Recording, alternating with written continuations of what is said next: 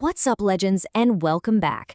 So last time, we watched Yoru get absolutely dismantled by the unstoppable force that is Leon. Today, oh man, today we're diving straight into Chapter 19 to see the fallout and the incredible lead-up to what is easily the most hyped final battle of the entire tournament. And you know, this is really what it all boils down to, right? Leon seems completely untouchable. He's a prodigy who is just operating on a whole other plane of existence. But Ryuji is fighting for something so much bigger than just a trophy. So the real question is, can a promise, a vow to a friend, actually be enough to take down a god? All right, let's get right into it. The story picks back up, not in some loud, roaring arena, but in the quiet, sterile hum of the confinement room, which is basically a super high-tech medical bay. And there he is. Ryuji's just watching his best friend Yoru floating in that recovery fluid after that absolutely brutal match. You can just feel the weight of this moment. For Ryuji, this isn't about winning a tournament anymore. This is personal. This is about honoring the sacrifice his friend made and taking down the king who put him there. The emotional stakes, they are officially set. Okay, so this is where we get a super important info dump from Aino, the Academy's AI, and it explains just how ridiculously outmatched everyone really is. See, Leon isn't just strong, he's hit what they call Stage 2, resonance, and he did it when he was only 12 years old. Think of it like a perfect, flawless sync between a fighter and their power, unlocking their absolute true potential. This alone puts him in the top 10 prodigies in the Academy's entire history. This is the source of his godlike power. And if you needed some numbers to really put that into perspective, check this out. His armor, in its Griffin form, has 3 times the defense of standard military-grade alloys. It's not just a suit of armor, it's a walking, flying fortress that moves faster than sound and generates its own force field. I mean, how are you even supposed to fight that? But, and this is a huge but, here's that little sliver of hope. Aisino's analysis points out one single crucial difference. Leon's power is all about sustained, overwhelming dominance. He's like a marathon runner who never gets tired. Ryuji, on the other hand, he's a pure sprinter. He has a much higher, instantaneous burst coefficient. In simple terms, he can unleash an absolutely insane amount of power in a single, tiny moment. So while Leon is the unmovable object, Ryuji, he might just be the unstoppable force, but only if he can land one single perfect blow. So now let's see how this all plays out in the semifinals, because we get this perfect side-by-side comparison of our 2 finalists. And trust me, their paths to victory could not be more different. First up is Leon's match, and it's over before it even starts.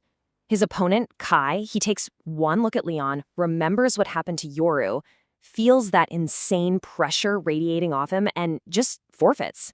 He drops his sword. Leon wins through pure, terrifying intimidation without even having to lift a finger. It just cements his status as this untouchable king. And then you have Ryuji's fight. He's up against Nina, a really skilled fighter who uses plant and electric attacks. But the Ryuji we see here, he's a different person. He's not the hothead we saw before. He is calm, he's focused, he's brutally efficient.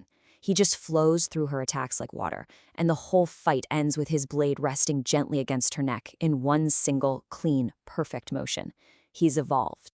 And this brings us to the post-match interview, which is the moment that changes absolutely everything. Ryuji's surrounded by reporters, and one of them asks if he's just going to forfeit the final for his own safety. And his response is just legendary. First, he says his friend would probably leap out of his hospital bed just to beat him up if he dared to quit.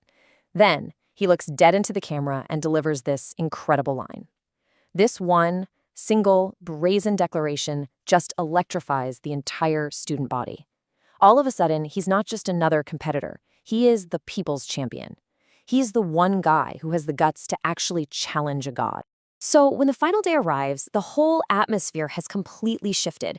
The arena is packed. We're talking 50,000 people. But because of Ryuji's insane courage, the crowd isn't just a sea of fans cheering for Leon anymore. It's divided right down the middle. The challenger has won their hearts. But of course, we gotta get a little comic relief from the sidelines, right? Ryuji's teammate Kenta is just screaming his lungs out, holding up these huge banners, and their instructor, Ando, is all touched by this amazing display of team spirit. That is, until Kenta tearfully tells Masaki that he's cheering so hard now because Ryuji is about to get completely wiped out in 3 seconds, so this is his last chance. The result? A swift, hard punch to the head from a very, very unamused Instructor Ando. Oh, Kenta. Classic. Well, the moment has finally arrived. The announcements are blaring, the crowd is absolutely roaring, and our two finalists make their way to the grand stage for the final battle. I just look at how Leon enters. He doesn't hold anything back. He actually pays Ryuji the highest compliment a fighter can.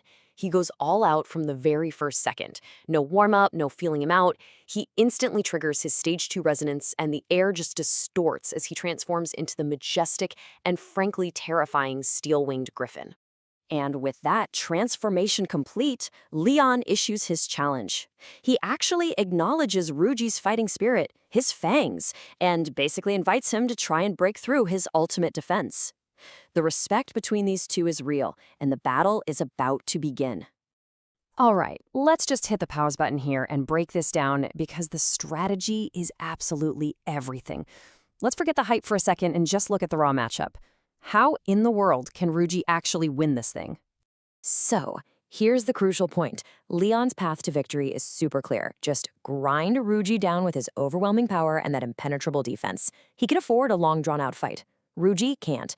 Ryuji's only chance, his entire strategy, has to be built around his one and only advantage, that insane burst power. He has to evade, he has to find an opening, and he has to pour every single ounce of his strength into one pinpoint strike that can hopefully shatter Leon's seemingly perfect armor.